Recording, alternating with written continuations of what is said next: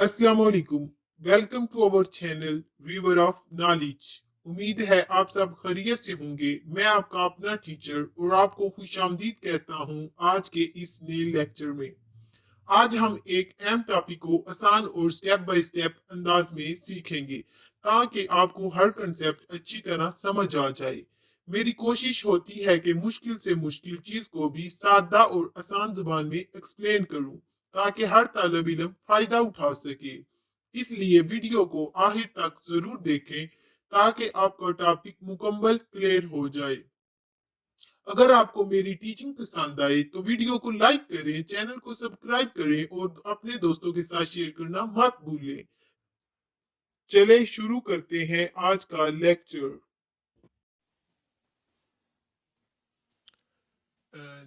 अब हम स्टार्ट करते हैं चैप्टर नंबर 6 का numerical problem 6.11। If the pressure in a hydraulic press is increased by additional 10 Newton centimeter per square, how much extra load will the output platform support if its cross sectional area in 50 centimeter square? उन्होंने बता दिया है कि एक हमारे पास जो pressure है पहला वो हमारे पास कितना है 10 Newton centimetre square. How much extra load will the output platform. उसके बाद उसने बता दिया क्रॉस सेक्शनल जो एरिया है वो हमारे पास कितना है 50 सेंटीमीटर स्केयर। इसमें उसने हमें ये एग्जैक्ट नहीं बताया कि हमने इसमें क्या फाइंड करना है। एक तो इसमें हमें उसने प्रेशर बता दिया हुआ है और दूसरा उसने क्या बता दिया हुआ है एरिया। लेकिन यहाँ पे हमें पता नहीं है कि हमने फाइंड क्या करना है। देखें हमारे पास जो एक प्रेशर का फार्मूला होता है वो एक ये होता है P is equal to force over area. ठीक है, अब उसने हमें प्रेशर भी बता दिया और एरिया भी, तो इसमें से हमें फार्मूले से पता चल रहा है कि हमने क्या फाइंड करना है, फोर्स फाइंड करनी है। एक हमारे पास प्रेशर का फार्मूला होता है रो जी एच वाला। अगर हमारे पास डेंसिटी गिवन होगी या हाइट गिवन होगी तो हमने वो वाला लगाना होता है। अगर हमारे पास एरिया गिवन है और या फोर्स गिवन है तो हम ये वाला प्रेशर का फार्मूला लगाएंगे। अगर हमारे पास एरिया और प्रेशर दोनों हों तो फिर हम क्या फाइंड करेंगे, फोर्स। इसमें उसने हमें प्रेशर और एरिया बता दिया हुआ है। वो हमारे पास कितने हैं, पहले हम डाटा लिख लेते हैं इधर। हमारे पास जो प्रेशर है वो है 10 न्यूटन सेंटीमीटर पर स्क्वायर। अब पर था तो हमने इसको नीचे ले जाना है। नीचे ले जाके भी हम इसको चेंज कर सकते हैं, ऊपर रख के भी चेंज कर सकते हैं। ऊपर रख के अगर हमने चेंज करना तो वो हमारे पास सिंपल ये वाला मेथड है। आप लोग ये सिंपल मेथड याद रखो जो हमने पिछले न्यूमेरिकल प्रॉब्लम्स में यूज किया है मेथड। अगर हमारे पास सेंटीमीटर स्क्वायर हो तो हमने इसको मीटर में चेंज करना होता है। तो हम क्या करते हैं, मीटर का जो ऊपर वाला होता है हमारे पास है, मीटर के ऊपर स्क्वायर हो क्यूब हो उस चीज को हम देख के 10 की पावर को ले लेते हैं। सी की जगह पे हमने 10 लिखना होता है और पावर जो होती है उस बेस पे हम ले लेते हैं 2 टाइम उसको ऐड कर लेते हैं। अगर इधर 2 है तो 2 में 2 ऐड कर लेना है, 3 है तो 3 में ऐड कर लेते हैं। जो भी इसका मीटर की पावर हो उसको उसके अंदर ऐड कर लेते हैं तो वो हमारे पास क्या आ जाता है, 4।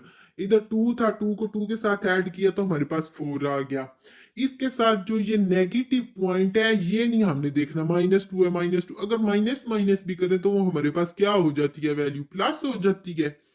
ऐसे लिखे -2 -2 तो हमारे पास आंसर क्या आ जाता है, 4।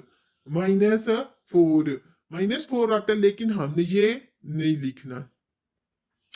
हमने क्या करना है, सिंपल ये चीज ध्यान में रखनी है। अगर मीटर का जो यूनिट है वो हमारे पास अगर नेगेटिव में आ रहा है तो हमने जो ये 10 की पावर है वो पॉजिटिव में रखनी है। ठीक है, अगर ये हमारे पास पॉजिटिव आएगी, मीटर की जो पावर है -2 है, इधर +2 आएगा तो वो हमने क्या करना होता है, इधर नेगेटिव लगाना होता है।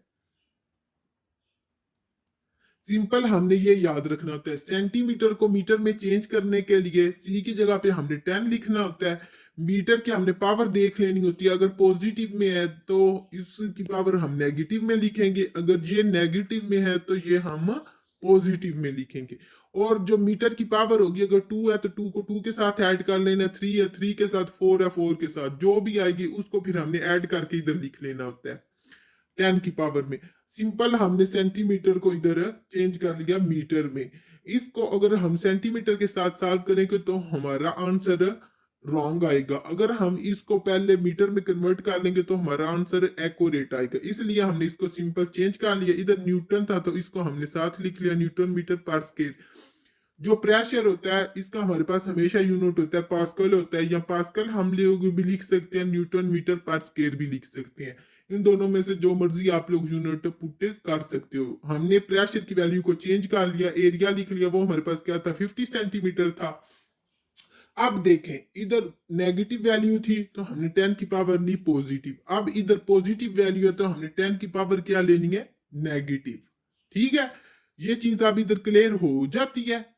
तो सेंटीमीटर को हमने मीटर में चेंज कर दिया तो ये 10 की पावर हमने ले ली -4 और मीटर स्क्वायर आ गया। 2 को 2 के साथ ऐड करें तो 4 आता है। इधर पॉजिटिव था तो हमने इधर नेगेटिव लिख लिया। इसको भी सेंटीमीटर को हमने मीटर में चेंज कर लिया, एरिया भी चेंज हो गया हमारे पास और प्रेशर भी चेंज हो गया। पी भी हमारे पास है, ए भी है, और एफ हमने क्या करना है फाइंड करना है। इसके अंदर हमने सिंपल ये वाला फार्मूला इस्तेमाल कर लिया, pressure is equal to force over area. ठीक है, अब हमने फाइंड क्या करनी है फोर्स फाइंड करनी है। ये फाइंड करनी है फोर्स। एरिया इधर डिवाइड हो रहा है, दूसरी जगह पे जाके वो क्या हो जाएगा multiply, force is equal to pressure multiply area. Pressure की हमने वैल्यू लिख ली, एरिया की वैल्यू लिख ली, उन दोनों को आपस में सॉल्व किया तो हमारे पास क्या आ गया 500 न्यूटन। फोर्स का यूनिट हमारे पास क्या होता है न्यूटन। ये 10 की पावर इधर पॉजिटिव 4 थी, इधर नेगेटिव 4 थी, ये कैंसिल होगी। ये इधर नेगेटिव था मीटर की जो पावर थी, और इधर पॉजिटिव, ये भी दोनों कैंसिल होगी। सिर्फ हमारे पास क्या बच गया न्यूटन, और 50 को हमने 10 के साथ मल्टीप्लाई कर दिया तो वो 500 न्यूटन आ गया हमारे पास आंसर। ये हमने फोर्स फाइंड कर ली 6.11 में। उसके बाद हमारे पास आ जाता है question 6. Numerical problem 6.12। The force exerted normally in the hydraulic brake system of a car with its piston of cross-sectional area 5 centimeter square is 500 Newton. जिसके साथ न्यूटन होगा वो तो हमारे पास क्या होगा फोर्स, और जिसके साथ सेंटीमीटर है उन्होंने बता दिया क्रॉस सेक्शनल एरिया, तो वो हमारे पास क्या है area. What will be the, इसमें हमने अब क्या फाइंड करनी है दो चीजें फाइंड करनी है। Pressure transfer to the brake oil, पहला पार्ट है हमारे पास, हमने क्या करना है प्रेशर फाइंड करने कि कितना हमारे पास प्रेशर लगा है ब्रेक ऑयल को ट्रांसफर करते हुए कितना प्रेशर लगा है।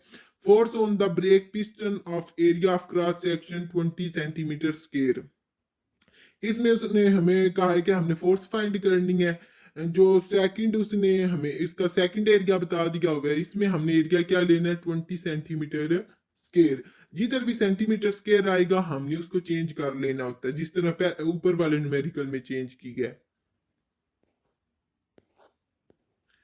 अब इधर हमने लिख लिया फोर्स हमारे पास क्या थी 500 न्यूटन, जो फर्स्ट एरिया था वो लिख लिया, सेकंड एरिया हमने लिख लिया। एक हमने क्या फाइंड करना है प्रेशर, और दूसरा हमने क्या करना है, एक तो हमारे पास ऑलरेडी फोर्स गिवन थी, इसलिए अब हमने दूसरी फोर्स फाइंड करनी है, तो इसलिए हम इसको F2 का नाम दे देंगे और पहली फोर्स को F1 का। और A1 को हमने चेंज कर लिया, इधर 5 सेंटीमीटर स्क्वायर को 5 मल्टीप्लाई 10 की पावर -4 मीटर स्क्वायर, और एरिया 2 को चेंज कर लिया 20 सेंटीमीटर स्क्वायर था तो हमने 10 की पावर -20 मल्टीप्लाई 10 की पावर -4 मीटर स्क्वायर। ये हमने सी की जगह पे वो 10 ले लेना होता है, इधर पॉजिटिव थी तो इधर भी नेगेटिव, इधर पॉजिटिव है इधर भी नेगेटिव, और जो मीटर स्क्वायर होता है वो हमने एज इट इज ही रहने देना होता है, सी की जगह पे हमने लिख लेना होता है।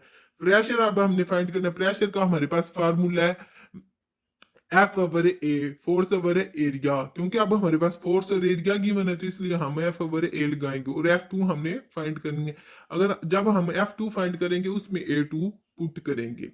अब हमने F1 पुट करना है और A1 पुट कर देना है।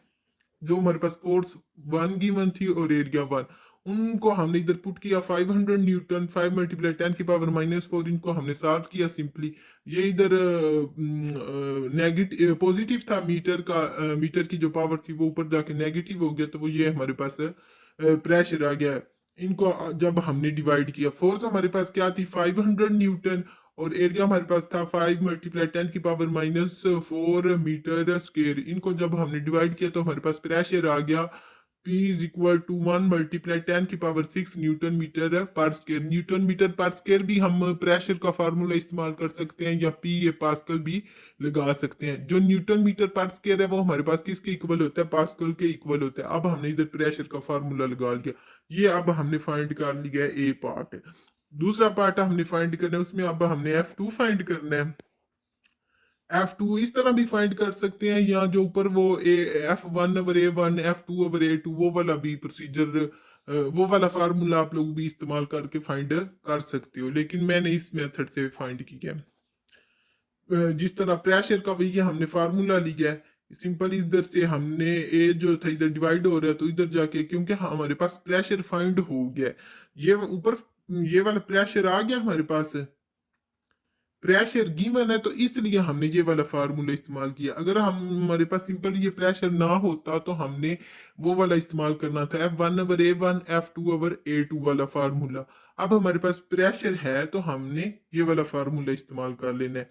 अब इधर ए डिवाइड हो रहा है तो उधर जाके मल्टीप्लाई हो गया, और F2 एक साइड पे आ गया।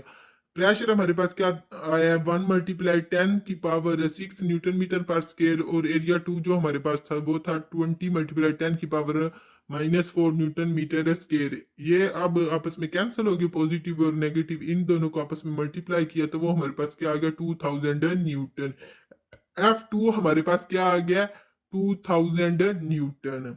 अब हमने F2 भी फाइंड कर लिया और प्रेशर भी फाइंड कर लिया, दोनों पार्ट सॉल्व हो गए। ये जिस तरह फाइंड की है वो इधर लिखा हुआ पर स्मॉल जो रफ पार्ट है ये है, किस तरह हमने 2000 निकाला है। अगर हम लोग स्टेप बाय स्टेप करेंगे तो हमारे जो आंसर है वो गलत नहीं आएगा, और हमारा जो क्वेश्चन न्यूमेरिकल प्रॉब्लम है वो सही सॉल्व हो जाता है। अगर हम डायरेक्ट सॉल्व करते हैं तो वो हमारा आंसर जो है वो हमेशा गलत ही आता है, और अगर हम स्टेप बाय स्टेप करते हैं तो हमारा आंसर सही आने के ज्यादा चांसेस होते हैं। इसलिए हर न्यूमेरिकल को स्टेप बाय स्टेप करना चाहिए। ये आज हमने किया है 6.11 और 6.12, तो ये भी हमारी एक्सरसाइज डन हो गई है। अगर आप लोगों को समझ ना आए तो आप लोग कमेंट करके पूछ सकते हैं, कोई किसी भी चीज की कंफ्यूजन हो। ये हमारा 5.12 भी कंप्लीट हो गया। इसमें दो पार्ट थे, प्रेशर और हमने क्या फाइंड करना था, फोर्स।